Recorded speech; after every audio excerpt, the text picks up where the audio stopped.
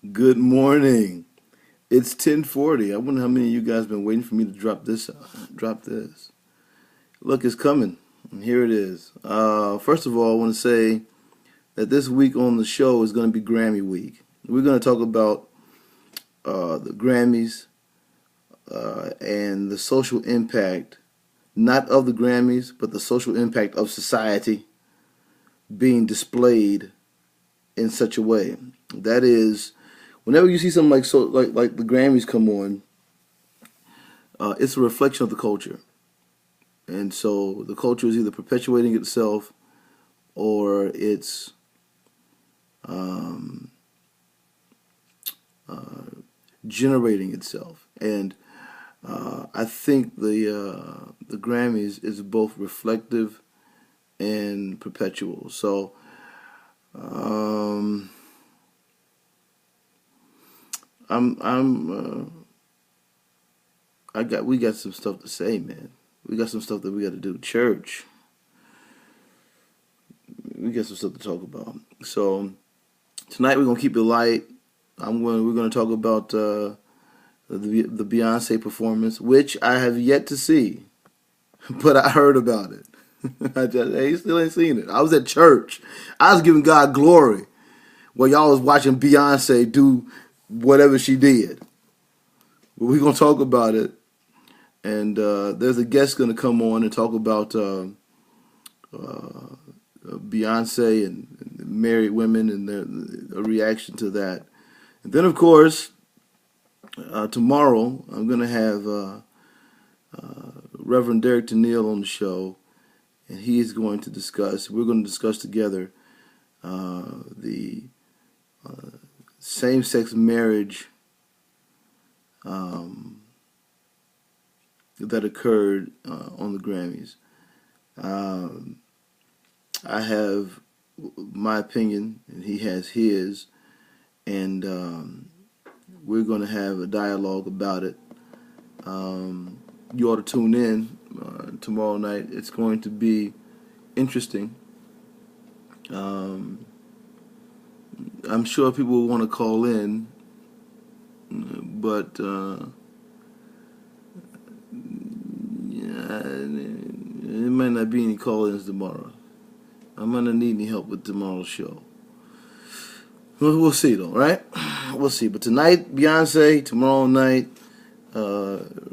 Reverend Derek Tennille, and we'll go for it from there. I want to say this. Today I wanted to rant particularly about this idea that was presented on my Facebook page after I posted a controversial thing.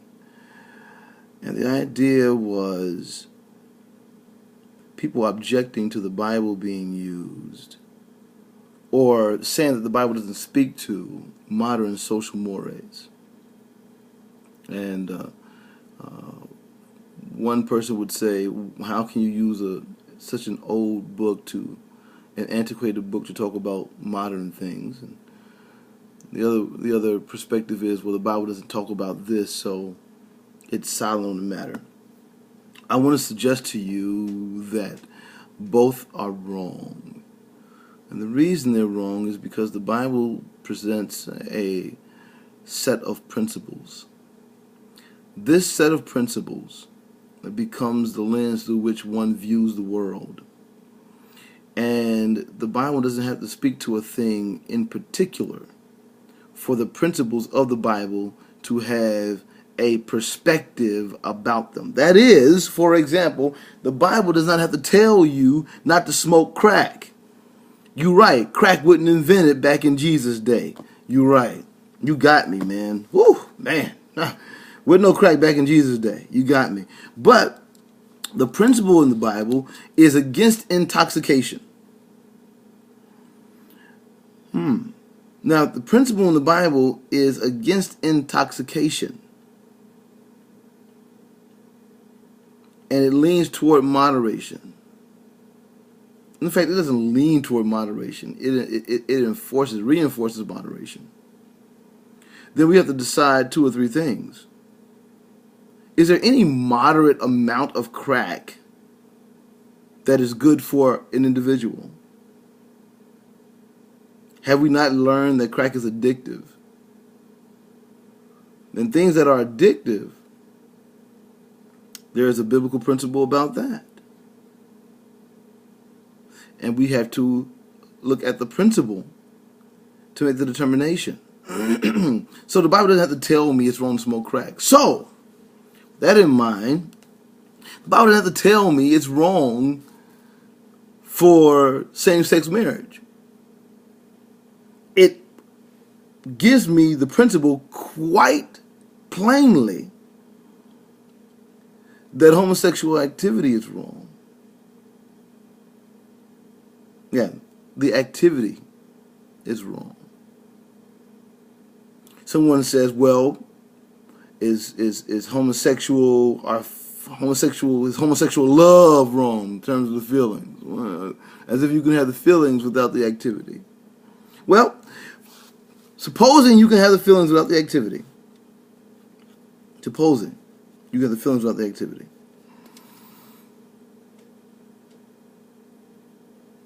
There's a principle from the Bible that would suggest that romantic relations outside of any marital context is not preferred.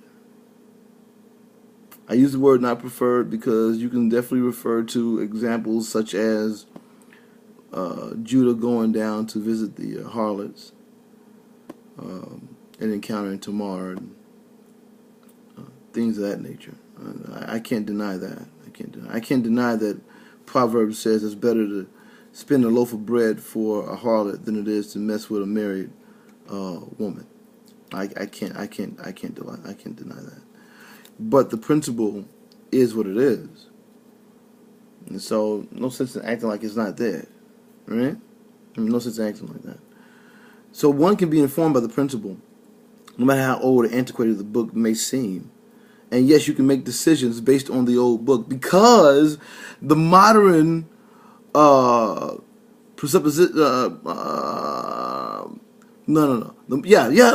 modern precepts or concepts of love don't intrude on the text.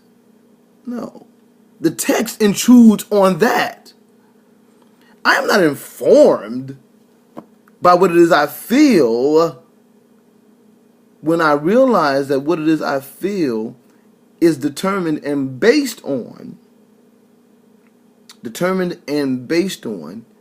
generally fleshly desires. So if now flesh is ruling my feelings, and the principle is the flesh is an enmity to God, I'm not going to let my fleshly desires intrude on my understanding of the Bible. I mean, my flesh would tell me that be a great idea to go and hug on Halle Berry. But that shouldn't inform my thoughts as to whether or not I should go outside of a committed marital relationship. I mean, that shouldn't tell me that the Bible's wrong about that, right? My flesh tells me I'm hungry. That shouldn't inform me to go and steal food because I'm hungry. It's still stealing. It's still wrong. Anyway, I want to make sure I did that today. I've been doing this. It's been 9 minutes, so I got to go, y'all. Take care. I'll talk more about it tomorrow. Holla.